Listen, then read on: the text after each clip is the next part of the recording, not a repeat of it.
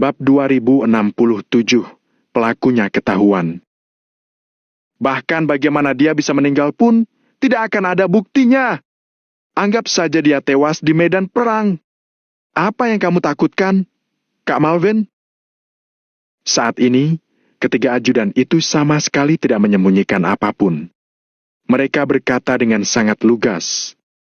Saat mendengarnya, Valentino langsung menyipitkan matanya. Dari kata-kata ketiga orang ini, Valentino menjadi lebih yakin kalau ketiga ajudan ini sudah merencanakan hal ini sejak awal. Rencana ini mungkin dibuat tanpa sepengetahuan Malvin. Masalah Valentino membiarkan wanita berbaju hitam itu pergi hari ini hanyalah sebuah alasan. Meski itu tidak terjadi, mereka juga akan menemukan cara untuk menghadapi Valentino. Sedangkan apa tujuan mereka, Valentino tidak tertarik untuk mengetahuinya. Karena ada beberapa orang ditakdirkan untuk mati, masalah baru bisa selesai. Jangan ungkit lagi. Malvin melambaikan tangannya dengan perlahan, lalu berkata, "Aku mengerti, tapi sebagai manusia, kita juga harus memiliki hati nurani. Aku berutang budi pada teman lamaku dan Valentino juga telah membantuku menguasai wilayah timur. Kalau aku melakukan hal seperti habis manis sepah dibuang, itu artinya aku adalah pria yang tidak setia dan jahat. Aku akan dikutuk oleh langit. Pergilah. Kalian kembali dulu. Besok aku akan mencari Valentino untuk membahas sesuatu. Malam ini, kita harus menenangkan diri dulu. Aku akan berpikir baik-baik dulu." Setelah mengatakan ini, Malvin melambaikan tangannya, lalu hendak berbalik. "Kak Malvin, kalau kamu bersikeras mau seperti ini, maka maafkan aku." Pada saat ini, ajudan itu mendengus dengan sinis dan ekspresinya langsung berubah menjadi sangat dingin. "Apa maksudmu?" Begitu mendengar ini, Malvin sontak mengernyit sambil menatap ajudan itu. "Kak Malvin, kami tidak bermaksud apa-apa. Entah kamu membunuh Valentino hari ini dan kamu akan tetap menjadi kakak kami. Kalau kamu tidak melakukannya, maka, maaf, kamu tetap harus melakukannya." Ajudan lainnya juga melangkah maju sambil berkata dengan nada dingin. "Kulihat kalian sudah makin lancang. Pengawal!" Malvin seketika menoleh, lalu berteriak ke arah pintu. "Kalau aku tidak mengizinkan kalian masuk, siapapun tidak boleh masuk. Meski sesuatu yang besar terjadi, tetap tidak ada yang boleh masuk." Begitu Malvin selesai berteriak, ajudan itu malah mencibir, lalu berteriak keluar pintu. Hal yang membuat Malvin terkejut adalah, para prajurit yang dia atur sebelumnya tidak ada yang masuk. Seolah-olah kata-kata ajudan itu lebih berguna daripada Malvin. "Kak Malvin, ratusan prajurit di luar itu adalah orang kepercayaan kita. Jadi, kamu tak perlu buang-buang tenaga." Ajudan ketiga juga ikut mencibir dan berkata dengan ekspresi sinis. Malvin menatap dengan mata terbelalak, hatinya sangat marah. Urat di dahinya terus berkedut. "Hah? Kamu malah percaya dengan rumor dan tidak bisa membedakan mana yang setia dan mana yang pengkhianat. Pada akhirnya malah senjata makan tuan. Ini sungguh menyedihkan." Air panas yang dimasak Valentino sudah mendidih. Jadi dia menyeduh teh sambil menggelengkan kepalanya. Asap mengepul dari teh yang panas. Aroma teh yang menenangkan hati pun kembali tercium. Mendengar apa yang dikatakan Valentino, Malvin merasa sangat terkejut bagaikan disetrum listrik. Hatinya langsung diliputi gelombang penyesalan. Karena kata-kata Valentino sama sekali tidak salah. Justru karena Malvin telah mendengar ucapan ketiga ajudan itu, ditambah dengan dukungan dari banyak anak buahnya, makanya Malvin baru bisa membuat keputusan seperti itu. Akan tetapi, sekarang dia baru mengerti bahwa ketiga ajudan dan para bawahannya itu sudah berkomplot sebelumnya. Hanya saja dia baru mengerti sekarang dan semuanya sudah terlambat. Malvin telah menggali lubang dengan tangannya sendiri, lalu didorong ke dalam oleh orang kepercayaannya. Bukankah ini yang dinamakan senjata makan tuan? "Kamu bisa terus bersikap sombong. Nanti ada saatnya kamu menangis. Hai MPH, aku yang akan menghakimimu nanti." Ajudan itu mengerutkan keningnya sambil melirik Valentino. Wajahnya memperlihatkan senyuman sinis. Di dunia ini, mungkin akan ada seseorang yang bisa menghakimiku. Tapi, kalian jelas tidak berhak untuk itu. Sorot mata Valentino tampak sangat tenang. Dia pun menjawab sambil menyeduh teh tanpa mengangkat kepalanya. Sikapnya sangat santai, seolah-olah sedang mengobrol seperti biasanya. Tak perlu beromong kosong dengannya. Nanti kita tinggal menagih utang dengannya. Kak Malven, apa kamu sudah membuat keputusan? Asal kamu membunuh Valentino sekarang, kelak kamu akan tetap menjadi kakak kami. Ajudan ini tampaknya mencoba segala cara untuk membuat Malven melakukannya sendiri. Kalau tidak, mereka sama sekali tidak perlu membuang waktu, kan? Kak Malven, apa yang membuatmu ragu? Apa kamu sedang menunggu orang lain menyelamatkanmu? Jangan lupa, kamu sendiri yang memberitahu 100.000 prajurit yang tersisa bahwa apapun yang terjadi di sini, mereka tidak diizinkan untuk masuk. Asal mereka mengawasi 20.000 prajurit Kris, mereka tidak perlu mengurus masalah lain. Ucapanku benar, kan? Ajudan itu melangkah maju sambil bertanya dengan ekspresi sinis. Ketika Malven mendengar ini, dia kembali terdiam. Memang Malven yang memberikan perintah itu. Beberapa ajudan terus menasihatinya, makanya Malven baru memberikan perintah itu. Karena selama dia mengawasi 20.000 prajurit Valentino, apa yang bisa Valentino lakukan meski Kris ada di sisinya? 2 orang saja tidak bisa melakukan perubahan apapun. Lagi pula, Malven juga sangat mempercayai ketiga ajudannya, makanya dia juga menyetujuinya tanpa ragu. Akan tetapi, bagaimana mungkin dia bisa menyangka bahwa sebenarnya semua ini adalah tipuan 3 ajudannya? Mereka bertiga bahkan menipu Malven juga. Kalau bukan karena kejadian hari ini yang mengekspos watak asli mereka, Malven tidak berani membayangkan apa yang akan terjadi kelak. Kak Malven, apa kamu sudah memikirkannya? Ajudan itu mengerutkan kening sambil mendesak Malven lagi. Malven menggertakkan giginya, lalu melirik ajudan itu. Saudara-saudara yang sehidup semati dulunya, kini terlihat sangat asing. Hal ini membuat hati Malven diliputi kekecewaan. Dikhianati itu tidak enak, kan? Barusan aku juga merasakan hal yang sama. Tiba-tiba, kata-kata Valentino datang perlahan dari belakang. Seolah-olah dia telah menebak apa yang dipikirkan Malven. Hati Malven sontak tersentak. Ketika mendengar ucapan Valentino, dia merasa sangat malu. Tutup mulutmu! Salah seorang ajudan itu segera mengeluarkan pistolnya dan mengarahkannya pada Valentino. Valentino tidak bersembunyi ataupun menghindar. Dia juga sama sekali tidak panik dan hanya menyesap teh. Kak Malven, kamu harus mengerti. Prajurit yang ada di luar tidak bisa kemari. Sekarang hanya ada beberapa ratus orang di sini dan mereka semua adalah orang kepercayaan kita. Kamu tidak punya pilihan lagi sekarang. Ajudan itu perlahan-lahan menyimpan pistolnya, lalu berkata sambil menatap Malven. Kak Malven, terus terang. Kamu bisa membunuh Valentino dan tetap menjadi ketua wilayah timur ini. Atau kalian berdua akan mati bersama. Ajudan lainnya berkata secara belak-belakan. 2 pilihan. Entah itu salah satu yang mati dan satunya tetap hidup atau mereka berdua akan mati. Semua ini tergantung pada pilihan Malven. Malven terdiam selama beberapa saat, kemudian tiba-tiba tertawa. Aku selalu bersikap belak-belakan. Kalau tidak, aku tidak akan berteman dengan Kak Hanaga.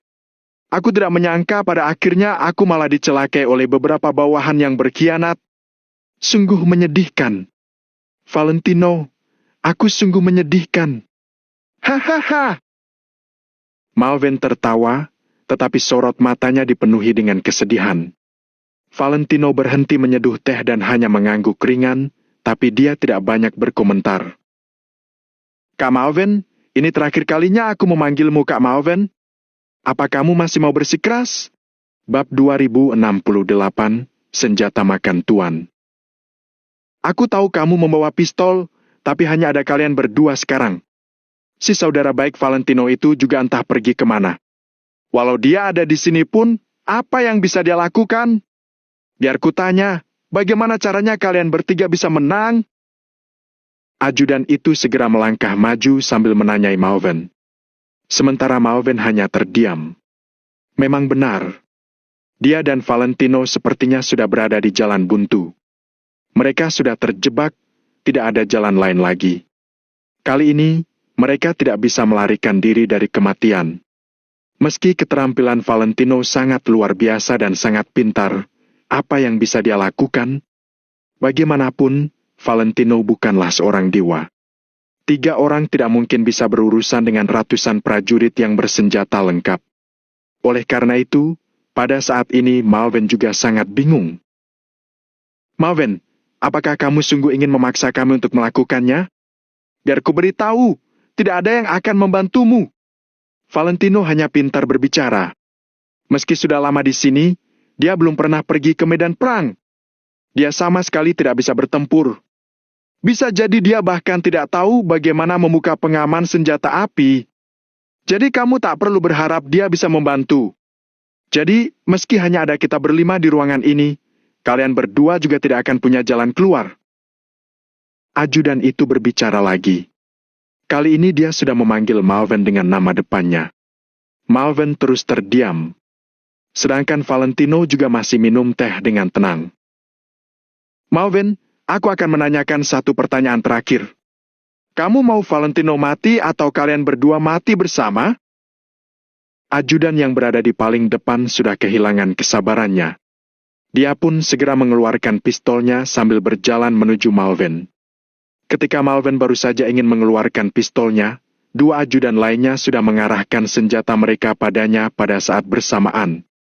Begitu Malven berani bergerak, kedua pistol itu akan ditembakkan dan langsung membunuhnya.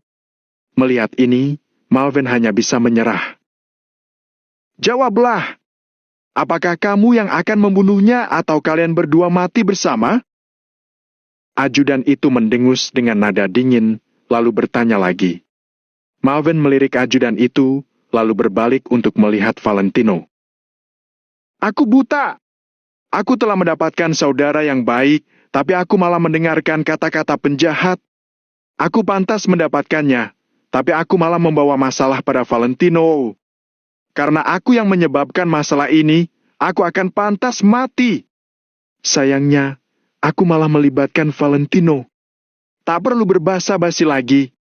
Hari ini aku akan menemani Valentino ke akhirat. Kalau ada kehidupan yang akan datang, aku bersedia menjadi budak bagi Valentino untuk utang ini. Selesai bicara, Malven berdiri di depan Valentino. Saat inilah Malven baru merasa kalau dia telah menjadi dirinya sendiri. Dulu, dia terus dihasut oleh ketiga ajudannya hingga pada akhirnya menyebabkan ketiganya menjadi pemimpin. Oleh karena itu, kebanyakan keputusan itu sebenarnya dibuat oleh para ajudan itu. Kali ini, Malven akhirnya membuat pilihannya sendiri. Ketika ketiga ajudan itu mendengar jawaban Malven, raut wajah mereka langsung berubah dingin dan hendak berbicara. Bagus. Namun, sebelum mereka bisa membuka mulut mereka, Valentino sudah bertepuk tangan sambil berseru. Keputusan Malven membuat Valentino sangat puas. Pada akhirnya, Malven tidak melakukan kesalahan hingga akhir. Kalau begitu, Malven masih bisa diselamatkan. Bagus apanya? Apa kamu berhak untuk berbicara? Ajudan itu menggertakkan giginya sambil mengumpat dengan marah. Kemudian dia melangkah maju, berjalan menuju Valentino. Karena Malven tidak ingin menembak, biarkan aku yang melakukannya. Ekspresi ajudan itu penuh dengan aura membunuh. Dia berjalan sambil membuka pengaman pistolnya. Apa yang ingin kamu lakukan? Bunuh aku dulu sebelum kamu membunuh Valentino. Malven menggertakkan giginya dan berdiri di depan Valentino. Dia mengumpat ajudan itu sambil memelototinya. Enyah! Ada saatnya kamu mati! Ajudan itu mengulurkan telapak tangannya dan mendorong Malven dengan cara yang kasar sambil memakinya. Amarah Malven langsung memuncak. Dia kembali melangkah maju. Kak Malven, kamu berdiri di sana saja dulu. Jangan bergerak. Tiba-tiba, Valentino pun berbicara sambil meletakkan cangkir teh dengan lembut. Ketika Malven mendengar ini, entah kenapa dia tiba-tiba merasa tenang. Setelah berhubungan selama hampir 20 hari, Valentino memiliki kemampuan untuk membuat orang merasa nyaman ketika dia berbicara. "Apa kamu akhirnya mau bicara?" Ajudan itu mencibir sambil berbalik untuk melihat Valentino. "Apa kamu tahu kenapa kalian bisa mondar-mandir di depanku begitu lama?" Valentino bertanya tanpa mendungak. "Terserah padaku mau mondar-mandir selama yang aku mau. Apa kamu punya kata-kata terakhir? Cepat katakan." Ajudan memainkan pistol sambil bertanya dengan nada sinis. "Tak perlu melontarkan pertanyaan ini dulu. Aku ingin bertanya. Tadi kamu bilang kalau aku tidak tahu bagaimana memakai pistol?" Valentino duduk tegak dengan perlahan sambil tersenyum misterius. "Bisa kepalamu. Memangnya apa lagi yang bisa kamu lakukan selain memerintah dari belakang layar? Sejak kamu datang ke sini dan berperang puluhan kali, apa kamu pernah berpartisipasi dalam satu perang pun? Kamu bisa memakai pistol? Aku akan memberimu pistol ini. Apa kamu bisa menembakkan peluru? Hahaha. Takutnya kalau menyuruhnya menodongku, nanti dia yang mati pula." Ketiga ajudan itu tertawa terbahak-bahak, sorot mata mereka penuh dengan penghinaan. "Dasar bodoh. Kalian memang benaran pecundang." Begitu Valentino selesai bicara, tanpa menunggu ketiga ajudan itu bereaksi, dia tiba-tiba menampar telapak tangannya di atas meja. "Bam!" Diiringi suara gebrakan yang keras, sebuah kotak kertas yang ada di atas meja pun langsung terpental. Ketiga ajudan itu refleks melihat ke meja, tetapi sebelum mereka bisa melihat dengan jelas, Valentino sudah melambaikan telapak tangannya dan langsung mengambil suatu benda berwarna hitam. "Shoot! Kretek! Dor!" Suara membuka pengaman pistol dan penembakan terdengar hampir bersamaan. Tatapan Valentino sangat tenang. Pergelangan tangannya yang memegang pistol itu sangat stabil, bahkan tolak balik dari tembakan itu juga sangat sedikit.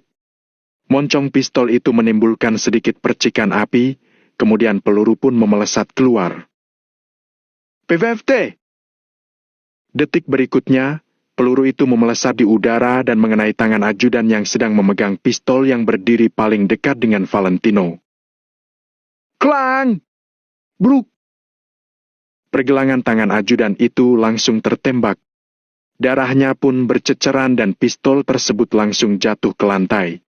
Saat pistol itu mendarat, tiba-tiba menembakkan sebuah peluru.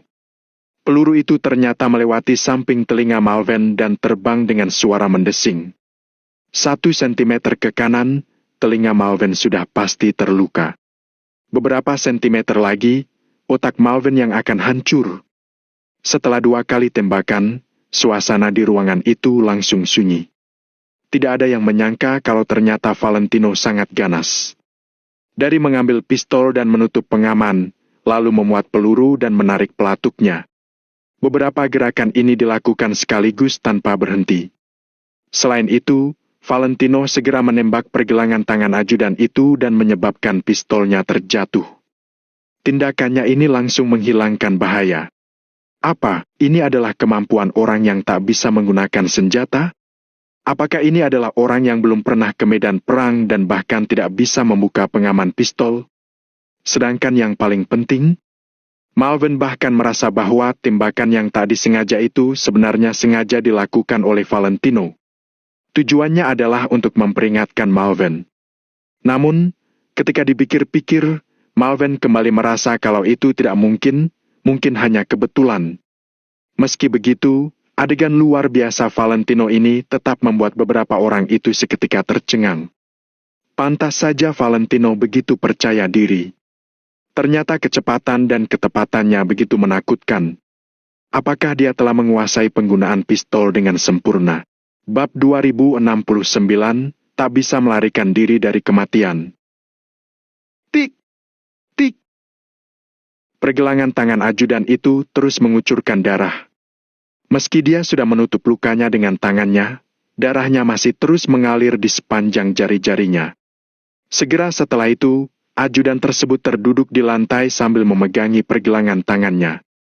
Saking kesakitannya, dia pun menggertakkan giginya. Ketika suara tembakan di dalam ruangan terdengar dari luar, kondisi di luar ruangan langsung ricuh. Namun, tanpa dipanggil, mereka tidak berani turun tangan seenaknya. "Valentino, kurasa kamu beneran cari mati." Dua ajudan lainnya segera membuka pengaman pistol tanpa berbasa-basi lagi. Dor! Ekspresi Valentino masih tampak tenang. Dia segera mengarahkan moncong pistolnya dan menembak 2 kali berturut-turut. Malvin menyaksikan seluruh adegan itu dengan mata terbelalak. Valentino bahkan tidak membidik targetnya, seolah-olah dia sedang menembak sembarangan.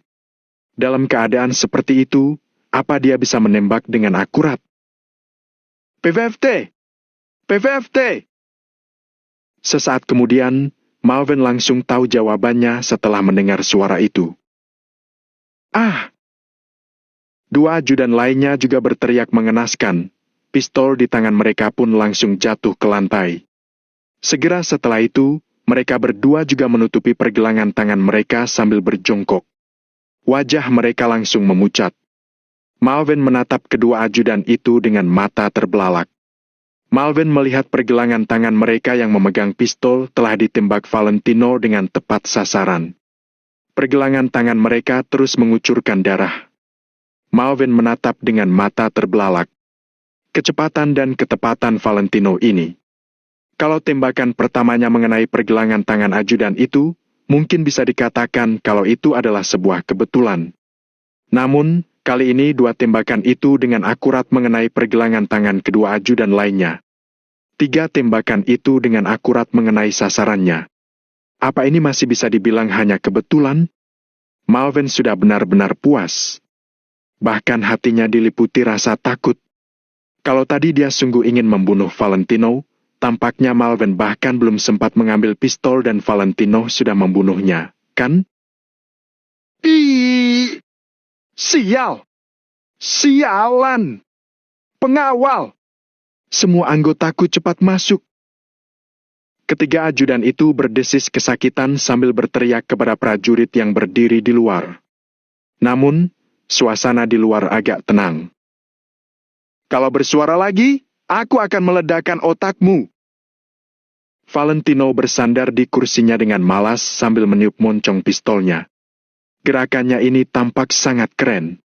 Dalam sekejap, situasinya sudah berbalik. Valentino telah mengejutkan semua orang. "Valentino, kamu jangan terlalu sombong. Walau kamu membunuh kami, apa yang bisa kamu lakukan? Apa kamu pikir kamu bisa lari? Aku punya 800 prajurit di luar, kamu coba saja bunuh mereka. Aku akan memberimu 10 magasin lagi untuk membunuh mereka. Biar kulihat apakah kamu bisa membunuh semuanya." Ketiga ajudan itu terus memaki Valentino, sama sekali tidak merasa takut pada Valentino. Saat mendengar perkataan itu, Malvin seketika terdiam. Memang ada 800 prajurit di luar. Tidak peduli seberapa kuat Valentino, dia tidak mungkin bisa menembak 800 prajurit pada saat bersamaan. Oleh karena itu, meski saat ini Valentino berada di pihak yang untung, ujung-ujungnya dia tetap akan mati. Kecuali Valentino bisa menyandera mereka bertiga untuk mengancam 800 prajurit itu. Dengan begini, dia baru punya kesempatan untuk tetap hidup. Namun, Malvin sadar kalau Valentino tidak berniat melakukan hal seperti itu. Dia bahkan membuka pengaman pistolnya, lalu meletakkannya di atas meja.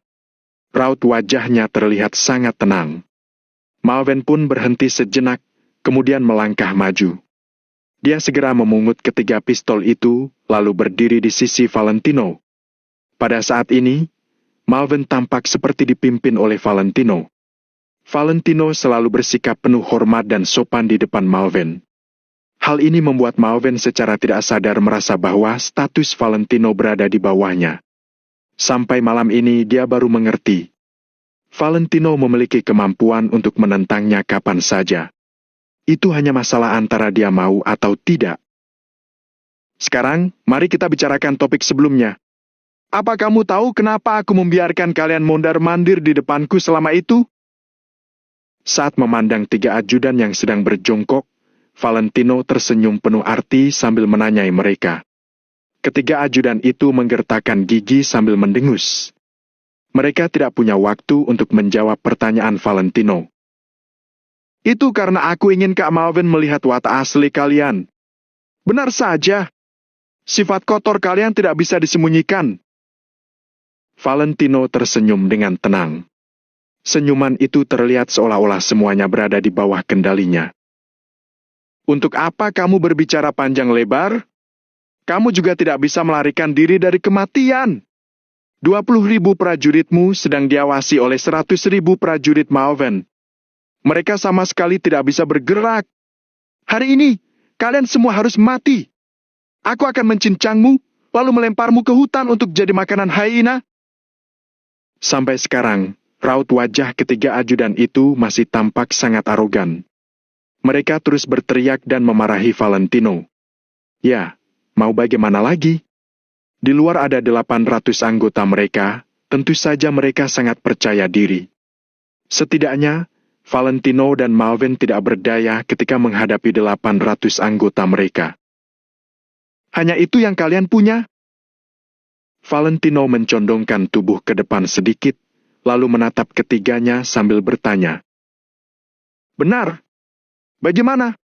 Kalau kamu punya nyali, coba langsung bunuh 800 prajurit itu. Hahaha. Sialan. Dasar pecundang. Ketiga ajudan itu mencengkeram pergelangan tangan mereka sambil mengumpat. Baiklah, kalau begitu. Valentino tiba-tiba bangkit, lalu berkata sambil mendengus dengan nada dingin. Kalau begitu biarkan prajurit-prajuritmu masuk dan tunjukkan padaku. Begitu Valentino selesai bicara, awalnya ketiga ajudan itu tercengang. Akan tetapi, mereka segera berteriak ke arah luar. Cepat masuk! Sialan! Mana prajurit-prajuritku? Kalian juga masuk! Ketiga ajudan berteriak secara serempak. Kali ini, teriakan mereka pasti bisa terdengar jauh. Brak! Pintu dihantam dengan keras hingga terbuka dari luar. Bruk! Kemudian, terdengar suara langkah kaki yang berantakan dan diiringi dengan suara gedebuk yang keras. Ketiga ajudan itu menatap Valentino dengan tatapan sinis. Nak, teruslah bersikap angkuh. Sebaiknya kamu tidak berlutut dan memohon padaku nanti. Ajudan itu mencibir, kilatan kekejaman melintas di matanya. Dia sudah memikirkan 1000 cara bagaimana membunuh Valentino. Kurasa sebaiknya kalian melihat ke belakang. Valentino berdiri di sana dengan kedua tangan di belakang punggung. Raut wajahnya tampak penuh arti. Begitu mendengar perkataan Valentino, ketiga ajudan itu seketika tercengang. Mereka pun segera berbalik untuk melihat. Malvin juga merasa penasaran, jadi dia juga melihat ke arah luar. Ketika Malvin melihat situasinya dengan jelas, mereka berempat sontak membelalakan mata mereka. Saat ini, pintu ruangan malah ditabrak hingga terbuka. Anak buah mereka memang sudah masuk. Namun, cara masuknya sepertinya agak tidak normal. Mereka melihat seorang pemuda berbaju hitam sedang berbaring di ambang pintu. Kepalanya menghantam lantai, dia pun langsung tak sadarkan diri. Sepertinya pintu yang terbuka ini sebenarnya ditabrak oleh pemuda ini. Bukankah dia adalah salah satu bawahanku? Apa yang terjadi? Salah satu ajudan itu tiba-tiba membelalakan matanya, lalu berteriak ke arah luar. Bam! Gemuruh keras tiba-tiba terdengar lagi dari luar, diikuti oleh pemuda berbaju hitam lainnya yang terbang masuk ke ruangan. Bruk! Suara gedebuk kembali terdengar. Pemuda itu pun jatuh ke lantai sambil mengerang kesakitan. Hingga pada saat ini, mereka baru akhirnya percaya bahwa pemuda yang pertama kali masuk, sepertinya terhempas dan menabrak pintu ruangan hingga terbuka. Apa yang sebenarnya sedang terjadi? Ajudan lainnya juga mengenali bahwa prajurit itu adalah orang kepercayaannya. Sialan! Tunggu saja. Aku akan segera masuk untuk memberitahumu apa yang sedang terjadi. Di luar pintu, terdengar suara teriakan yang berat. Itu adalah suara Chris. Bab 2070, Kak Chris hebat. Sialan! Dia sendirian. Apa yang kamu takutkan? Tembak dia. Pukul dia sampai mati. Ketiga ajudan itu berteriak ke arah luar dan bahkan ingin keluar untuk secara pribadi memimpin. Dor! Dor! Malven terus-menerus menembak dan langsung mengenai kaki ketiga ajudan itu yang menyebabkan mereka jatuh. Kak Malven, kamu menyerang kami. Salah satu ajudan membelalakan matanya dan tampak kaget. Bukankah kalian juga menyerangku? Malven menghela napas, kemudian dia mengalihkan pandangannya dari ketiga ajudan itu. Bagaimanapun juga, dulu mereka adalah rekan. Namun, sekarang mereka malah menjadi seperti ini. Bagi Malven yang memiliki sifat jujur dan terus terang, bohong jika mengatakan dia tidak sedih. Bagus. Bagus. Wakil ajudan itu langsung menoleh, kemudian memerintah lagi. Kalau begitu, hari ini mari kita bertarung mati-matian. Semua yang di luar, tembak. Namun, dia tetap tidak mendengar suara tembakan. Senjata api orang-orang di luar itu seakan-akan sama-sama salah sasaran. Sesaat kemudian, suara gemetar dan ketakutan datang dari luar.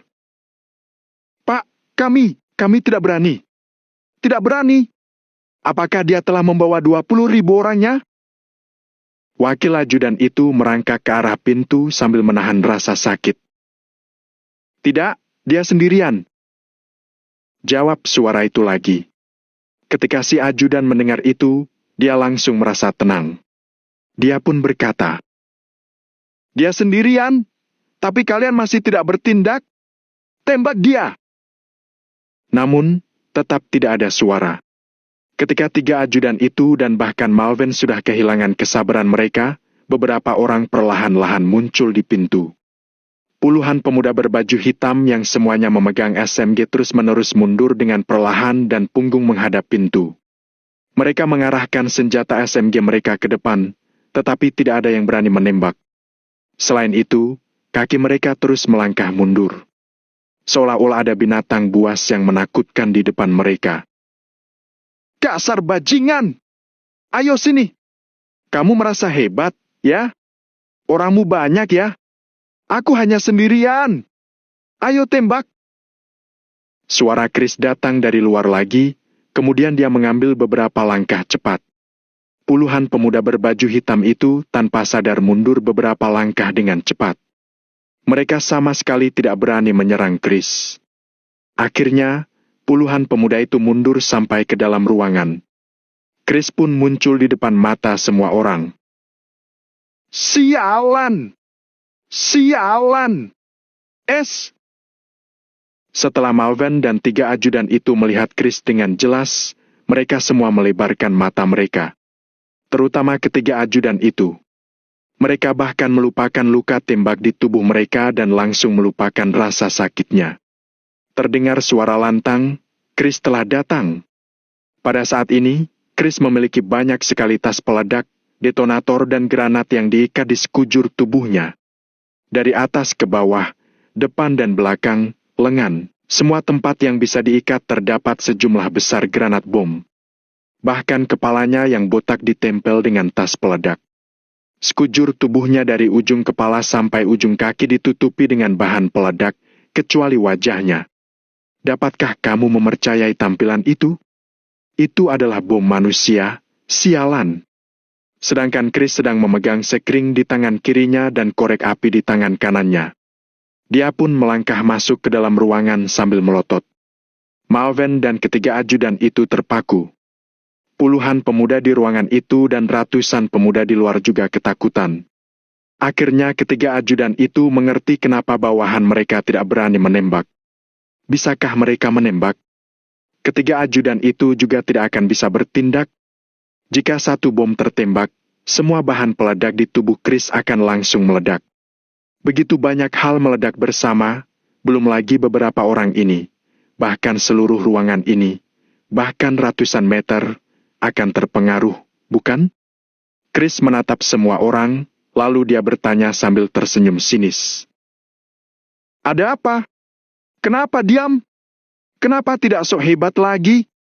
Ayo, tembak aku. Aku punya 25 kilogram bahan peledak dan 20 granat di tubuhku. Ayo, tembak aku. Minta Chris. Namun, tidak ada yang berani melakukannya. Chris terlalu berani. Ini bukan hal yang dilakukan manusia. Ini bukan hal yang bisa dilakukan orang normal. Valentino tersenyum sambil memuji. Kak Chris hebat. Tentu saja. Chris tersenyum dengan bangga dan menggoyangkan korek api di tangannya. Seorang pemuda yang berdiri di belakang kerumunan bergumam. Tembak keningnya biar dia langsung mati. Hei. Valentino tersenyum sembari berkata, kalau peluru kalian mengenai jantungnya, dia masih bisa bereaksi sekitar 3 detik. Kalaupun kalian menembak kepalanya, dia setidaknya masih ada waktu 0,3 detik. Kalian boleh mencoba apakah dia bisa menekan korek apinya dalam 0,3 detik. Kata-kata Valentino membuat mereka langsung menepis ide itu. Sejujurnya, aku takut mati. Tapi kalau kalian tidak takut mati, kalian boleh lanjutkan. Setelah Valentino selesai berbicara, dia duduk di kursi lalu lanjut meminum tehnya.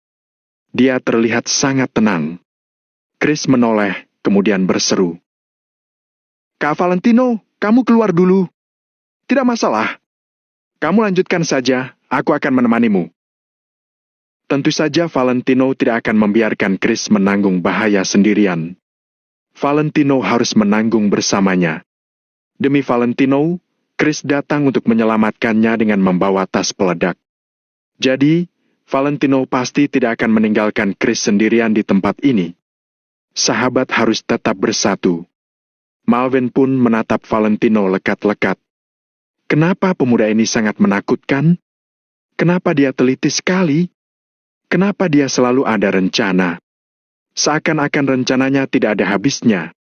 Chris tidak berkata apa-apa lagi dan hanya menatap semua orang dengan ekspresi mengejek. Punya banyak bawahan? Merasa sangat hebat? 800 orang? Chris langsung mendekatkan sekeringnya ke pipi kiri seorang pemuda dan korek apinya ke wajah pemuda itu. Wajah pemuda berbaju hitam itu menjadi pucat karena dia ketakutan. Dahinya pun mulai berkeringat. Kalian hebat! Dasar brengsek! Kalian hebat, kan? Hah? Chris terus mendorong ke depan sehingga korek api itu hanya berjarak 2 cm dari sekring. Pemuda berbaju hitam itu sangat ketakutan sehingga seluruh tubuhnya gemetar. Dahinya pun terus-menerus meneteskan air keringat.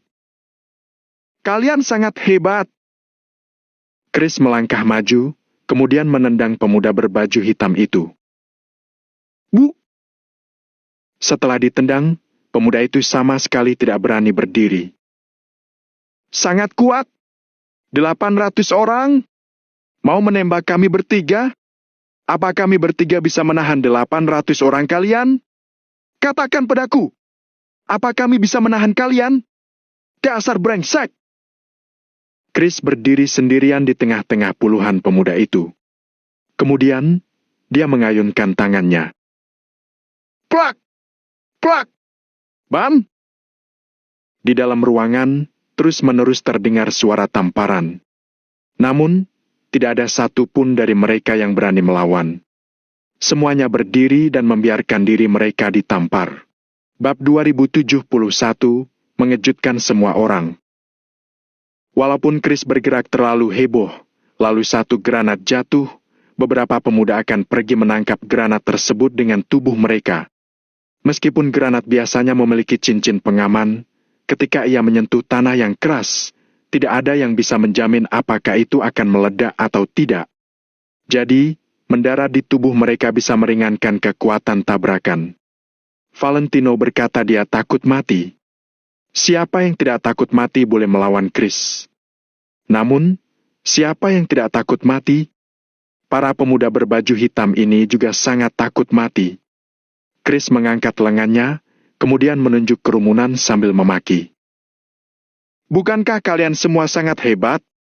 Ayo, sini. Siapa yang merasa dirinya hebat? Keluar dan tunjukkan padaku. Saat ini benar-benar adalah momen Chris yang paling mengagumkan dalam kehidupannya selama lebih dari 20 tahun. Tidak ada yang berani menyentuh Chris yang sekarang. Mau kamu adalah seorang bos besar atau orang yang berkuasa, selama kamu berada dalam jarak 50 meter dari Chris, tidak ada yang sama sekali berani menyentuhnya. Karena Chris memiliki begitu banyak bahan peledak padanya. Jika dia meledakkan semuanya, semua orang yang berjarak 100 meter darinya akan mati. Meskipun kamu tidak mati, kamu pasti terluka parah. Chris menatap semua orang dengan tatapan mengejek, kemudian bertanya, "Sudah tidak merasa hebat? Sudah tidak merasa hebat, ya? Ada apa dengan 800 orang? Apa juga yang bisa dilakukan 8.000 orang? Ayo, sekarang aku tidak butuh korek api. Tembak saja aku. Aku ingin melihat apa kalian bisa menembak kepalaku dengan bidikan kalian. Hati-hati, jangan sampai tembak yang di atas atau tas peledak di kepalaku akan meledak." Ratusan orang termasuk 3 ajudan itu terdiam. Mereka semua seakan-akan sudah menjadi bisu. "Aku sudah memberi kalian kesempatan, kenapa kalian tidak memanfaatkannya? Hah? Pecundang seperti kalian masih ingin mencelakai Kak Valentino? Dasar brengsek, lawak sekali. Kalian semua berlutut sekarang juga," bentak Chris. Lalu, dia melangkah maju untuk menendang jatuh 3 orang. Bu, bu, bu. Dalam sekejap, puluhan pemuda di ruangan itu pun berlutut. Orang-orang di luar ruangan bimbang sejenak sebelum juga berlutut. Mau bagaimana lagi? Walaupun mereka di luar ruangan, begitu bom meledak, mereka juga pasti tidak bisa menghindar. Seorang ajudan menegur, "Bisakah kalian lebih berani? Valentino tidak akan membiarkan kalian pergi. Kalian akan dipukul sampai mati. Bertarunglah. Bertarung sampai mati dengan mereka." Jika sekarang dia memiliki pistol di tangannya, dia pasti akan langsung menembak Valentino. "Dor." Begitu wakil ajudan itu selesai berbicara, suara tembakan langsung terdengar. Kemudian, suara itu berhenti dengan mendadak. Sebuah peluru telah mengenai bagian tengah dahinya. "Aku sudah bilang aku akan menembak kepalamu," ucap Valentino sambil tersenyum sinis. "Bu, bu." Wajah 2 ajudan lainnya langsung menjadi pucat, lalu mereka segera berlutut dan bersujud pada Valentino. "Kak Valentino, kami salah, kami salah." Kedua ajudan itu terus bersujud. Di antara mereka adalah ajudan yang tadi berteriak menyuruh Valentino berlutut. "Panggil Tuan, dasar bajingan!" Chris melangkah maju, lalu menendang ajudan itu. Ajudan itu buru-buru berdiri sebelum berlutut lagi. Dia berseru, "Tuan Valentino, kumohon, lepaskan kami. Kami salah. Sebelumnya kami tidak berpikir dengan otak kami. Kami tidak akan berani melakukannya lagi. Ya, Kak Valentino. Kami salah, kami salah." Saat ini, kedua ajudan itu bersikap sangat rendah hati seperti orang kecil. Wajah mereka pucat dan jantung mereka berdebar. "Karena kalian bersalah, kalian akan dihukum. Masuk akal, kan?" Setelah Valentino selesai berbicara, dia menembak 2 kali. "PVFT! PVFT!" Kedua peluru itu mengenai tengah-tengah kening masing-masing ajudan. Saat berhadapan dengan orang seperti para ajudan itu, Valentino bahkan tidak ingin beromong kosong dengan mereka. Seluruh ruangan menjadi hening. Kemampuan menembak Valentino yang luar biasa mengejutkan banyak orang. Saat ini, seluruh tubuh Malvin gemetaran. Dia juga merasa gelisah. Ada 7 peluru di dalam pistol jenis ini. Gumam Valentino sambil bermain dengan pistolnya. Tadi aku sudah menembak 6 kali, sepertinya masih ada 1 lagi. Jadi, aku harus menyimpan 1 peluru ini untuk siapa? Setelah Valentino mengatakan itu, dia perlahan-lahan mengangkat kepalanya lalu mengamati semua orang. Siapapun yang bertemu dengan tatapan Valentino akan langsung menundukkan kepalanya. Mereka sama sekali tidak berani menatap Valentino. Valentino mengangkat pistolnya, kemudian mengarahkannya pada seorang pemuda di luar pintu. Lalu, moncong pistolnya perlahan-lahan berpindah. Ia terus bergerak. Akhirnya, ia tertuju pada Malvin. Malvin langsung melebarkan matanya dan wajahnya memucat. Valentino akan membunuhnya? Moncong pistol itu benar-benar membuat jantung Malvin berdetak sangat cepat. Namun, Malvin menggertakkan giginya dan tidak berkata apa-apa. Dia tidak memohon dan mengungkit masa lalu. Dia hanya perlahan-lahan menutup matanya. Di dalam hatinya, dia bahkan tidak akan mengeluh tentang Valentino. Karena Malvin duluan yang memiliki pikiran buruk tentang Valentino, makanya Valentino ingin membunuhnya. Tidak ada yang ingin dikatakan Malvin. "Kenapa kamu tidak bicara?" tanya Valentino dengan datar. Malvin yang sedang memejamkan matanya erat-erat menghela napas sebelum berkata, "Tidak ada yang ingin kukatakan. Aku memang salah. Meskipun aku menjelaskan diriku, aku tetap salah. Seperti yang kamu katakan, orang yang bersalah harus dihukum. Awalnya aku ingin membunuhmu, tapi aku tidak cukup kompeten. Jadi, aku memang pantas dimusuhi kamu." Nada Malvin terdengar sangat tenang, seakan-akan ucapannya benar-benar datang dari lubuk hatinya. Valentino menyipitkan matanya ke arah Malvin, lalu dia berkata, "Awalnya kamu memang ada kesempatan untuk membunuhku." Malvin menggelengkan kepalanya sambil tersenyum dengan murung. Akan tetapi, dia tidak mengatakan sepatah kata pun. Sekarang seharusnya dia merasa bersyukur karena dia tidak benar-benar bertindak berdasarkan dorongan hatinya dan membunuh Valentino. Karena jika dia benar-benar melakukan itu, sekarang dia mungkin sudah mati. Karena itu, sekarang Malvin benar-benar tidak ingin menjelaskan terlalu banyak. Nasi sudah menjadi bubur. Malvin bukan orang yang mencari alasan untuk menutup kesalahannya. "Valentino, langsung bunuh aku saja. Tidak ada yang perlu aku jelaskan tentang apa yang telah kulakukan padamu." Malvin menutup matanya sambil perlahan-lahan meregangkan lengannya untuk menghadapi moncong pistol Valentino. Krok! Valentino mengutak-atik pengaman pistol, kemudian terdengar suara yang nyaring. Pada saat ini, Malvin berkata, "Tunggu sebentar." Valentino pun mengerutkan keningnya. Jangan-jangan Malvin masih ingin melawan? "Valentino, sebelum aku mati, biarkan aku menulis surat. Aku sudah tinggal di sini selama bertahun-tahun. Meskipun aku telah bertemu dengan ketiga pengkhianat ini, aku masih memiliki banyak sahabat yang setia.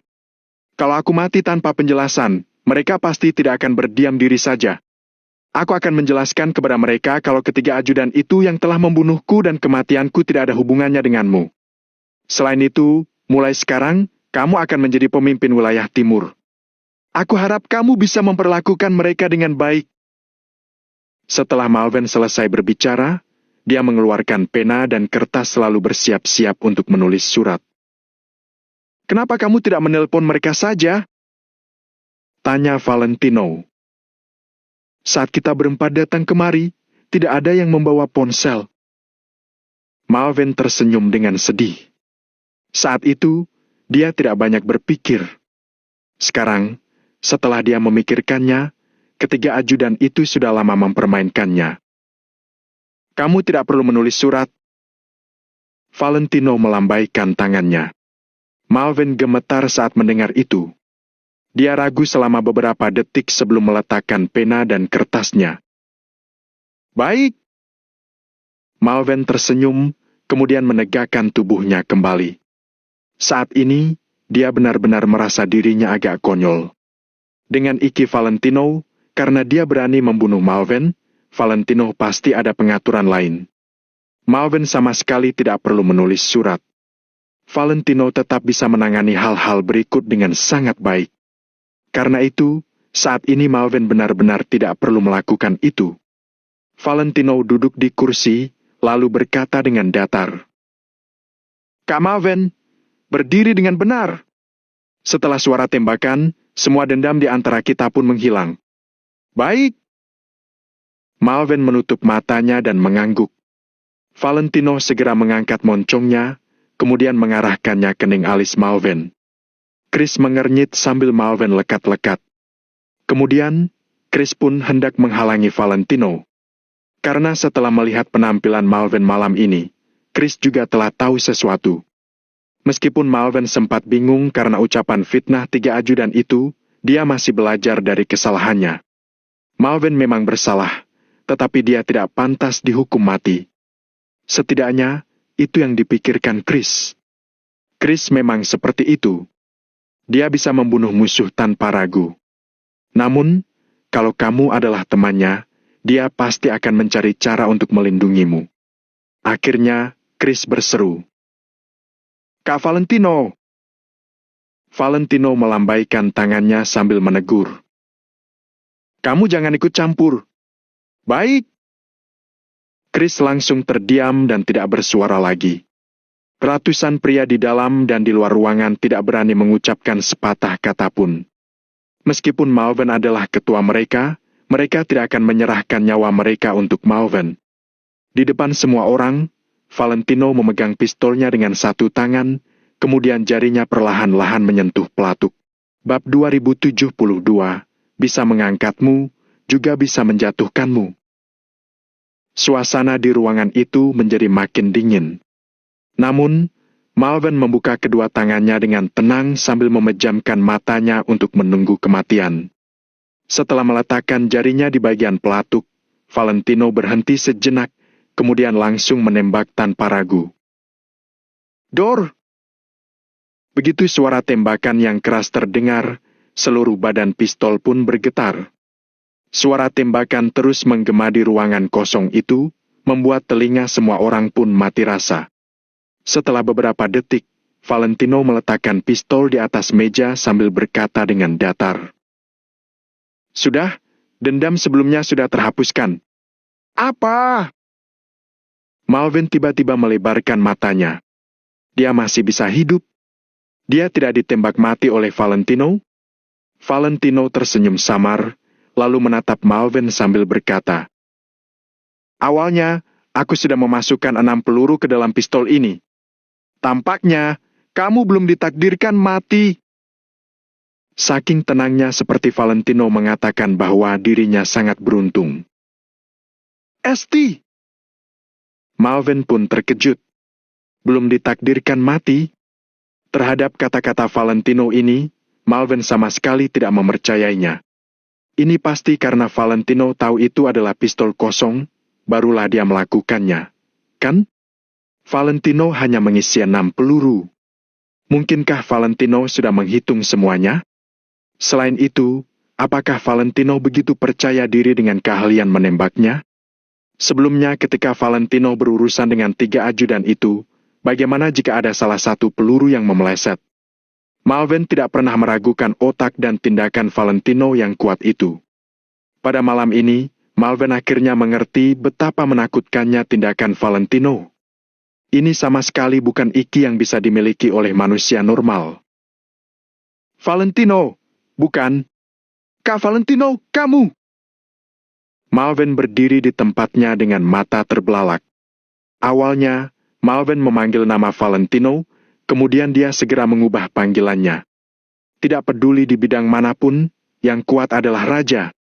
Sementara posisi kedudukan Valentino yang sekarang sudah jauh melebihi kedudukan Malvin. Terlebih lagi, hidup dan mati Malvin tergantung pada suasana hati Valentino. Dalam kondisi seperti ini, adalah sebuah kehormatan bagi Malvin untuk memanggil Valentino dengan sebutan Kak Valentino. Tidak masalah kalau kamu melakukan kesalahan. Kuncinya adalah kamu harus bisa memperbaikinya setelah menyadari kesalahanmu. Aku bisa membuatmu berdiri di puncak, juga akan bisa menjatuhkanmu hingga ke dasar. Setelah itu, Valentino menyesap teh yang sudah dingin dengan pelan. Aku mengerti. Malvin menundukkan kepalanya dalam-dalam, lalu membungkuk pada Valentino sambil berkata, Kak Valentino, maafkan aku dan juga terima kasih. Valentino melirik Malvin sembari berkata dengan tenang. Awalnya, aku hanya ingin sejajar denganmu. Walaupun kedudukanmu di wilayah timur lebih tinggi dariku, aku juga tidak masalah. Karena kamu pernah menyelamatkan nyawaku, jadi aku selalu bersyukur. Tetapi, kamu tidak tahu menghargainya. Kalau begitu, mulai sekarang, kamu dan seluruh wilayah timur ini hanya bisa tunduk padaku dan mengikuti perintahku. Valentino membuat keputusan ini bukan untuk merebut kekuasaan. Melainkan Valentino menyadari bahwa beberapa orang cocok untuk menjadi teman, tetapi mereka benar-benar tidak cocok menjadi ketua. Contohnya, Malvin. Dia sama sekali tidak memiliki pendirian sendiri, di mana dia sangat mudah untuk mempercayai orang lain dan tidak bisa menilai kebenaran. Dalam keadaan seperti itu, jika Malvin memegang kekuasaan di tangannya, kemungkinan besar akan menyebabkan pengkhianat berkuasa, sementara orang-orang yang setia akan celaka. Jadi, Valentino harus menarik kembali kekuasaan Malvin. Setelah Valentino mengucapkan kata-kata ini, Malvin pun langsung menyetujuinya tanpa ragu. Ya, Kak Valentino, aku akan mengikuti perintah Kak Valentino. Kalau aku mengkhianatimu, aku akan disambar petir dan mati mengenaskan. Malvin langsung bangkit, kemudian dia mengangkat tangannya untuk bersumpah kepada langit. Malvin tahu jelas bahwa bahkan jika Valentino membunuhnya terlebih dahulu, Valentino tetap saja bisa menaklukkan wilayah timur. Namun, Valentino tidak melakukannya. Ini jelas sedang memberi Malvin kesempatan. Kalau Malvin masih tidak tahu menghargainya, dia benar-benar bodoh. Mendengar ini, Valentino pun mengangguk dan perlahan bangkit. Sialan! Buang pistolnya, lalu berbaris keluar. Begitu Chris memberi perintah, ratusan pemuda berbaju hitam semuanya meletakkan senjata mereka serempak. Kemudian, mereka berdiri dan berjalan keluar. Kak Valentino, sekarang kita kemana? Malvin mengubah perannya dengan sangat cepat. Dia juga memanggil sebutan Kak Valentino dengan sangat alami. Meskipun Valentino lebih muda dari Malvin, ini sama sekali bukan masalah. Kedudukan bukanlah hal yang dibagi menurut usia. Aku memang membunuh 3 ajudan itu. Tapi sebenarnya, aku sedang membantumu melenyapkan beberapa pengkhianat. Adanya pengkhianat seperti ini, karirmu tidak akan jauh. Kamu bahkan tidak tahu dirimu sudah dibodohi oleh mereka. Kamu hanya tahu mendengarkan hasutan mereka. Apakah ucapan yang dikatakan oleh 800 orang kepercayaan mereka itu bisa mewakili pemikiran 100.000 prajurit? Coba kamu keluar dan tanyakan, sebenarnya apa yang dipikirkan 100.000 prajurit itu? Setelah selesai berbicara, Valentino melangkah kakinya dan berjalan keluar. Apa yang dipikirkan 100.000 prajurit? Malvin bergumam. Setelah itu, dia tiba-tiba tersadar dan bergegas mengikuti langkah kaki Valentino. Semua orang pun mengikuti di belakang, menuju ke tempat peristirahatan para prajurit yang berada di kejauhan. Saat ini, di area peristirahatan dalam kamp. Suasana di sini juga terasa tegang. Begitu suara tembakan terdengar, 20.000 prajurit yang dibawa oleh Chris hendak bergegas ke sana untuk melihat situasinya. Namun, 100.000 prajurit bertindak sesuai perintah Malvin dan langsung menghentikan 20.000 prajurit Maple Pavilion. Kedua belah pihak sudah saling berhadapan selama hampir 10 menit. Seiring dengan berjalannya waktu, 20.000 prajurit Maple Pavilion yang bersama Chris pun merasa makin cemas. Salah satu prajurit Maple Pavilion melangkah maju, lalu menunjuk puluhan ribu bawahan Malvin sambil mengumpat. Sialan! Minggir! Apa maksud kalian? Kalian jangan memaksa kami juga tidak punya pilihan lain. Wajah bawahan Malvin ini tampak malu. Bagaimanapun juga, di siang hari, mereka masih berjuang bersama untuk menghancurkan wilayah selatan. Namun sekarang, kedua belah pihak malah saling berhadapan. Perasaan seperti ini benar-benar sangat tidak enak. Akan tetapi, mereka adalah bawahan dan hanya bisa bertindak sesuai perintah ketua mereka. Paksa apaan? Sialan!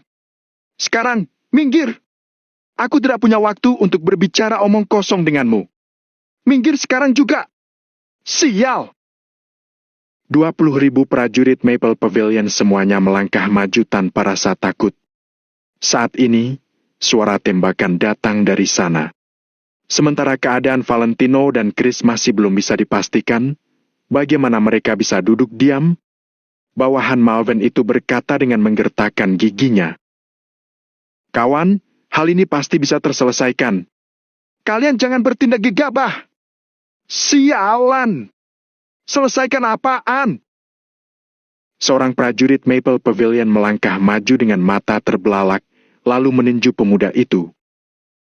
Bam!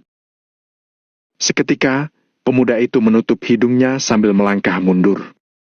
Darah pun langsung mengalir keluar dari lubang hidungnya. Apakah kalian sedang menindas kami dalam jumlah banyak? Biar ku beritahu kamu, walaupun para prajurit Maple Pavilion bertarung hingga tersisa satu orang, di belakangnya tetap terdapat ribuan pasukan. Satu dari kami dapat menahan ribuan musuh. Kalau kalian tidak terima, bertarunglah dengan kami. Sekarang, kami ingin pergi. Siapapun yang menghentikan kami, aku akan langsung menembaknya. Saudara-saudara, angkat senjata kalian. Begitu ajudan Chris memberi perintah, 20.000 prajurit Maple Pavilion langsung mengangkat SMG di tangan mereka secara bersamaan. Bab 2073, Pedang Bermata 2. Wash! Wash! Setelah itu, suara mengokang pun terdengar dengan jelas. 20.000 prajurit Maple Pavilion semuanya terlihat dingin dan tegas. Dalam menghadapi bawahan Malvern yang jumlahnya berlipat ganda, mereka malah tidak takut sedikit pun. Sekarang, ikuti aku. Siapapun yang menghentikan kita, tembak saja. Kalau mereka menembak, kita langsung lawan. Selama kita masih tersisa satu orang, kita tetap harus pergi ke sisi Kak Valentino dan Kak Chris. Ingat saudara-saudara, jangan takut mati. Kalau kita mati, masih ada 200.000 saudara yang akan membalaskan dendam kita. Begitu kata-kata ajudan ini dilontarkan, semua orang pun mengangguk. Dulu, Valentino memimpin ribuan orang untuk bertempur sampai mati di wilayah selatan. Setelah pertempuran selesai, ribuan prajurit pun gugur.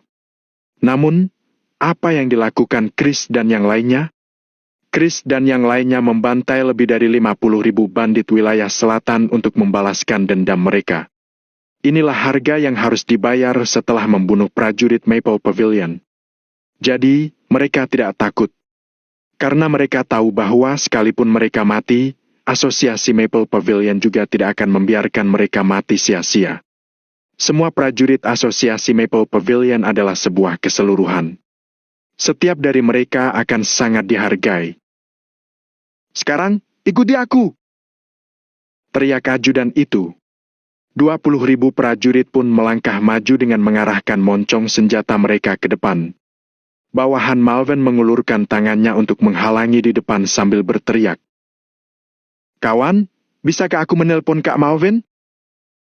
Namun, ajudan Chris malah terus melangkah maju dengan membawa SMG di tangannya. Minggir! Ajudan itu menghantamkan gagang senjata ke pemuda itu. Seketika, pemuda itu pun terpental sejauh 2 atau 3 meter. Semua prajurit Malvern pun tercengang. Apakah prajurit-prajurit asosiasi Maple Pavilion ini semuanya idiot? Apakah mereka tidak tahu takut? Perbedaan jumlah prajurit antar kedua belah pihak sebanyak 5 kali lipat. 5 kali lipat. Mereka lebih memilih untuk mati, juga hendak bergegas ke sisi Valentino dan Chris. Untuk apa mereka melakukan ini? Para bawahan Malvern sama sekali tidak bisa mengerti tindakan prajurit Maple Pavilion. Bahkan jika harus bertarung hingga tersisa satu prajurit pun, mereka juga hendak terus melangkah maju. Meski tahu bahwa mereka akan mati, mereka tetap saja ingin berjalan ke hadapan Valentino dan Chris. Orang bodoh. Ini jelas-jelas orang bodoh.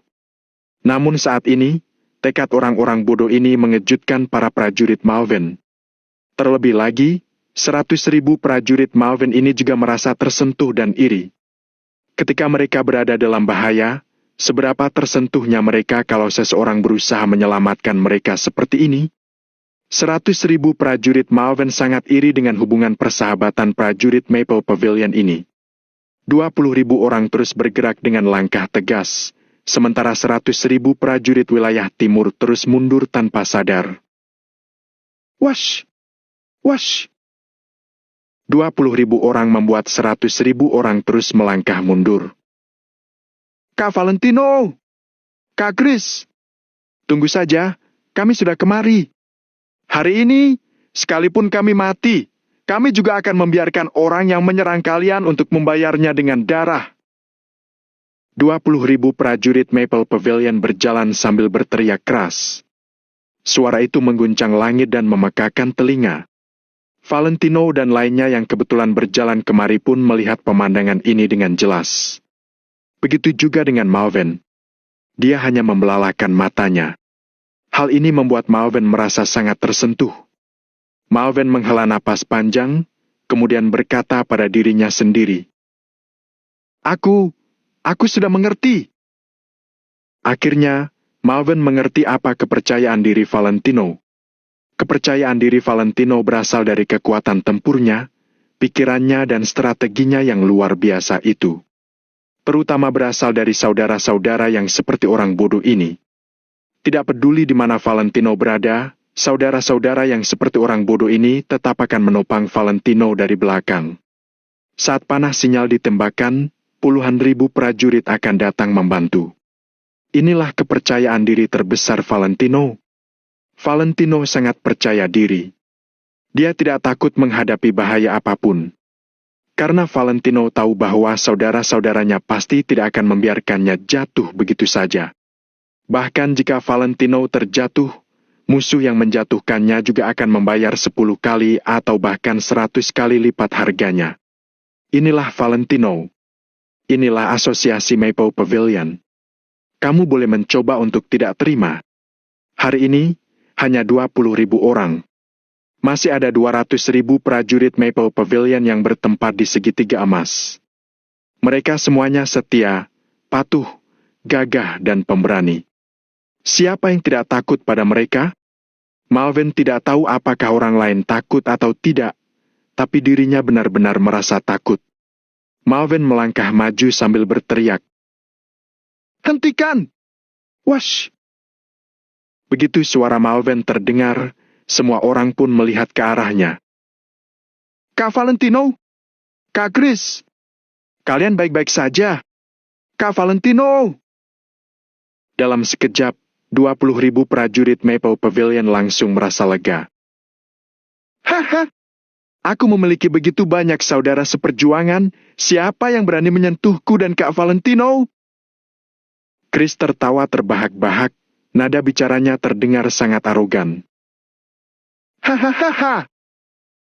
20.000 prajurit Maple Pavilion juga ikut tertawa. Semuanya tertawa dengan arogan tanpa memedulikan orang di sekitarnya. Seolah-olah 100.000 prajurit Malven ini tidak ada apa-apanya di mata mereka. Seolah-olah merekalah pemilik wilayah timur ini. Mereka sama sekali tidak takut. Kak Malven! Bawahan Malven juga bergegas melangkah maju. Malven langsung memerintah sambil menunjuk ratusan bawahan ajudan itu. Ikat orang-orang ini dulu, lalu berkumpul di panggung tinggi. Baik! Bawahan Malven segera menjawab, kemudian langsung mengikat ratusan pemuda itu dengan ketat. Chris akhirnya merasa lega, dia pun melepaskan bom dari tubuhnya. Sialan! Berat sekali! Kak Valentino, untung ada aku. Kalau itu Mario, dia yang bertubuh lemah itu belum tentu bisa bertahan. Chris melepaskan bahan peledak sambil memuji diri. Valentino melangkah maju, lalu berkata sambil tersenyum. Aku tahu kamu hebat. Malam ini, kamu sudah berkontribusi besar. Tentu saja, meskipun aku tidak memiliki otak Mario, aku sama sekali tidak lemah dalam bertarung. Chris terkekeh. Dia menerima pujian itu dengan tidak sungkan. Chris melepaskan muatan tas dari kepalanya sambil bergumam dengan marah. Sial, kita sudah membuang banyak waktu. Kalau tidak, kita sudah berangkat dari tadi. Namun, Valentino hanya tersenyum tipis. Dia menggelengkan kepalanya sambil berkata, hal buruk bisa menjadi pertanda datangnya hal baik, begitu pula sebaliknya. Segala hal memiliki dua sisi, seperti sebuah pedang bermata dua. Jika hal ini tidak terjadi, entah kapan beberapa Aju dan Malvin itu akan berbuat gerakan kecil. Mungkin saja setelah mereka berada di medan perang, mereka juga akan sembarangan memberi perintah. Pada saat itu, mereka akan membawakan bahaya besar bagi prajurit dari asosiasi Maple Pavilion. Lebih penting lagi, jika hal ini tidak terjadi, di kemudian hari Malvin mungkin akan memiliki pemikiran lain. Namun setelah kejadian ini, Malvin pasti akan setia dan tidak pernah memiliki pemikiran lain lagi. Bisa dikatakan, waktu yang terbuang ini keuntungannya lebih besar daripada kerugiannya. Setelah melihat jam, Chris menatap Valentino sambil bertanya. Lagi pula, aku juga tidak bisa memahaminya.